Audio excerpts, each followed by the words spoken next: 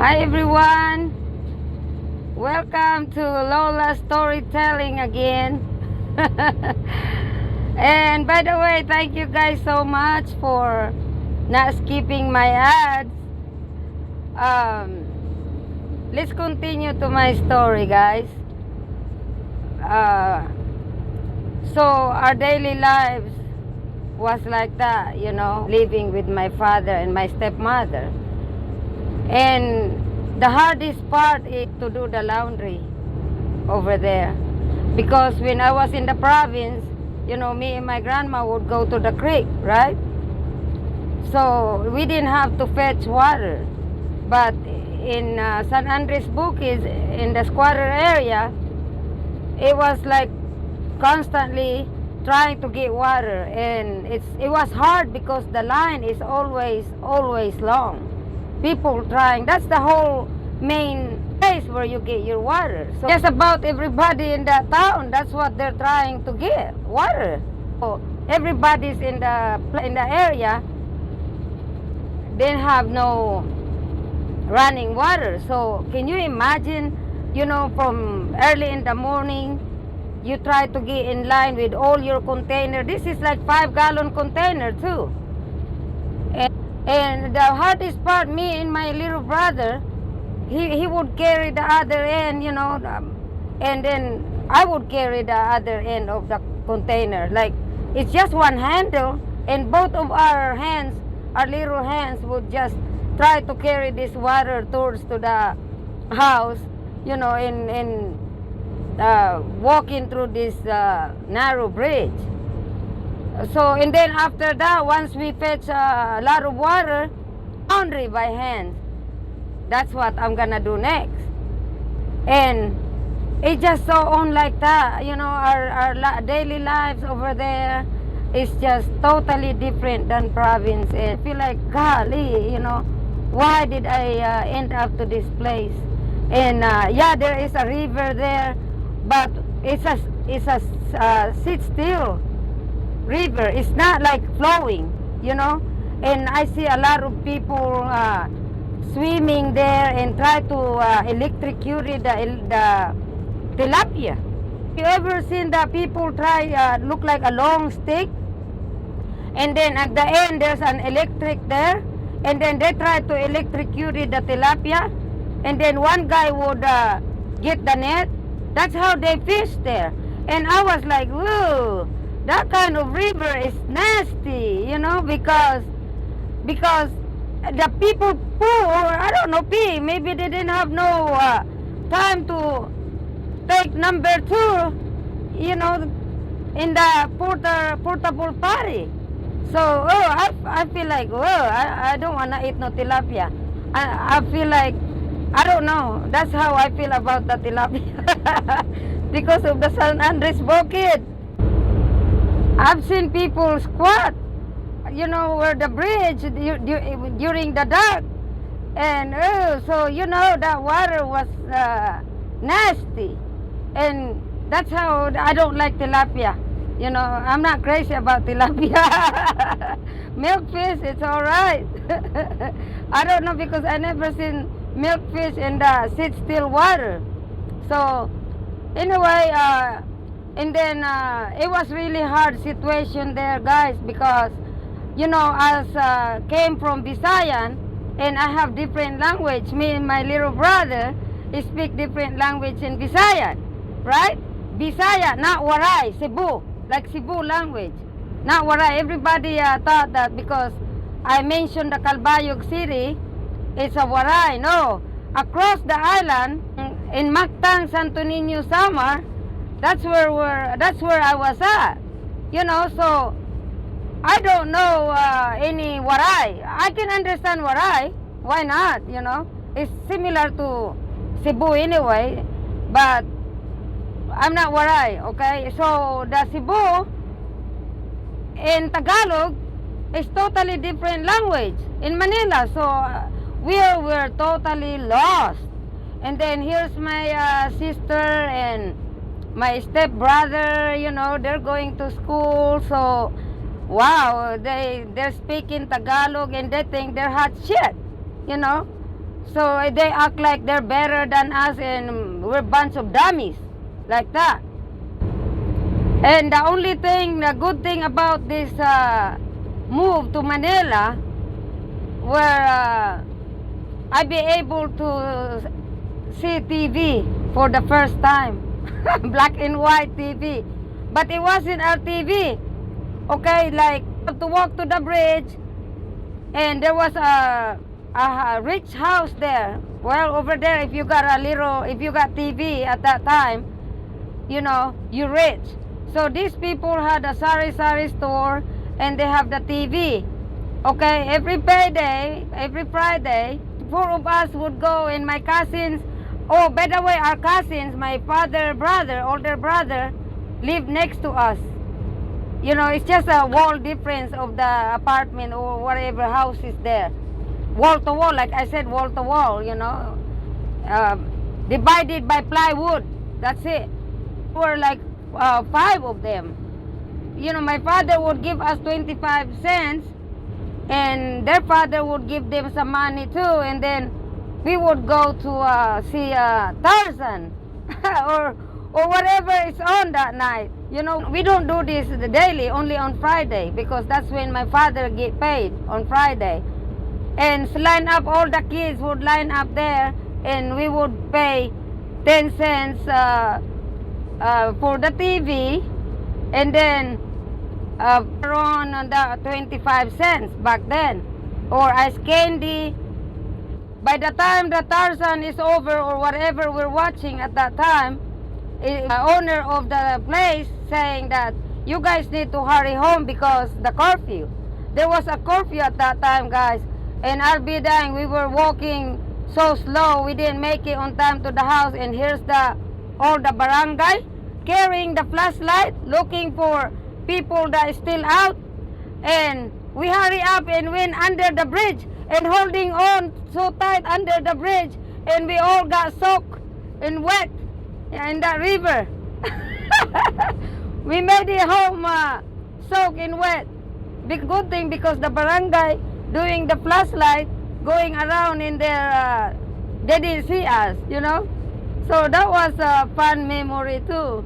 You know, we still an English Tarzan, and we don't understand, but we just like the monkey and, you know, Tarzan just yelling and all that. That was fun, you know, for us as a kid. And then one day, I was out and fetch some water, right? And there was a lady who came up to me, and I didn't know her, and she knew my real mother. And she said that, "Oy, Patring, your mama was just here not too long ago." And I was like, "What?" She said, "Yeah. Didn't you know?" I said, "No." And I said, "Why was she here?" I feel like, wow, my mother is here, you know. And then she told me that, yeah, she was here and tried to talk to this guy who can help her to do the paperwork for your younger brother, because she gonna petition your younger brother to United States. This younger brother, guys, that she's talking about is the 4th child, because my sister and then me and then my little brother is the 3rd one who grew up with me with my grandma. And then this younger brother is the 4th child. He was raised biological mother, mom. So this little, you know, this brother grew up with my other grandma too, in the other island, different island too. It's not too far away from where me and my grandparents was. And that's what the woman was telling me, that and the lady said that she already left. So, oh my gosh, guys, my excitement when she was telling me that she was there and then she already left, I feel like, you know, like, I don't know, I feel like anger. You know, I was so angry, and I feel like, why she didn't come in and see me and my brother? You know, why this lady knew that she was here, and then they keep it hush, hush, hush, and they didn't walk towards to the bridge and find where we live and say, hey, your kids is here. You know, your mother was here. So I don't know. So that was the last time I heard about that. You know, that my brother was gonna come to America. So, you know, and so I was like, so it's just like totally different feeling that you're confused. You're still confused as a kid that you got the mother and she was in the same town where I was at and didn't even bother to come and see me. So I carry the anger like that, or not anger, the confusion or question that why, you know. Let me see how many. Like I said, I had so many questions that there was no answer when I was growing up because of what other people tells me, you know. I cannot ask my father anything because he's from work too late at night, so I barely see this man. And then when he's off, he would just drink. You know, he always that his brother was my father because he was a good man. He was a good father. And then a lady, again, approached me. She just told me that, Uy, Patring, Uy, how you doing? And I said, I'm good, but I barely remember this lady. You know, and she said that, I just came back from the province and you know, I talked to your grandma. Oh my gosh, I was so happy to hear from her. And then she said that, you know, your grandma always go to the ocean by afternoon. She keep calling you guys and ask your name and your brother name, and she said that you guys need to come home. At that time, I didn't understand that yet. You know, that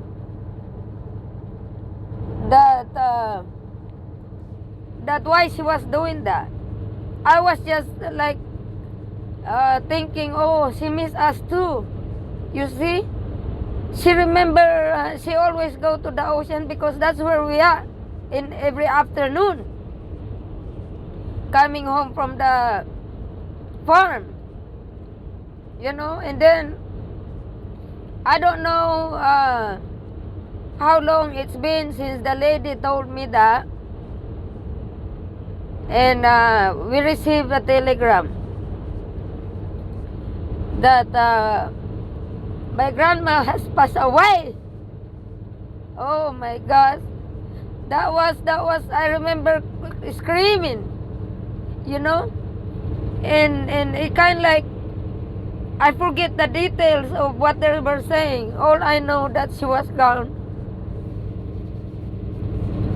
I didn't get to say goodbye.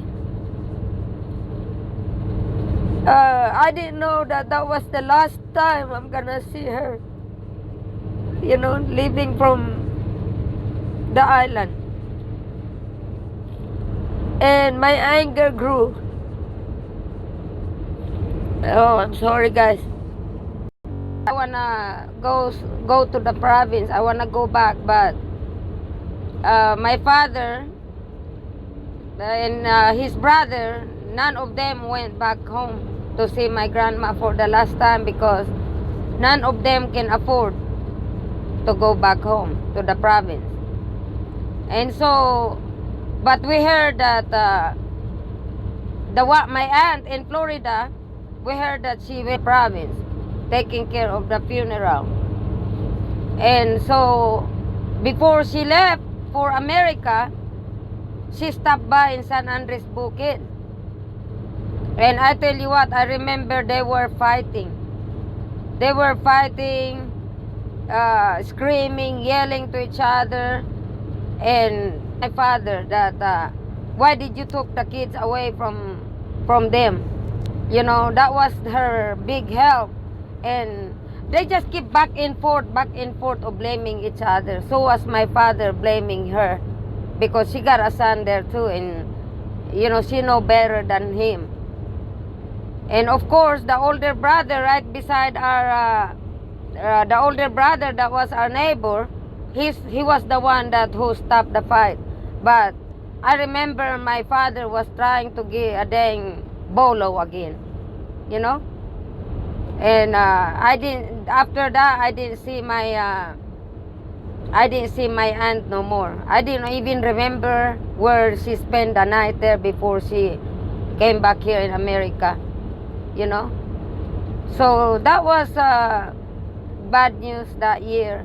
It's really, really chaos, guys. You know, so enough for this episode, guys. And thank you again for tuning in, and see you again on my next episode. Have a good day, guys. Safe. Bye-bye.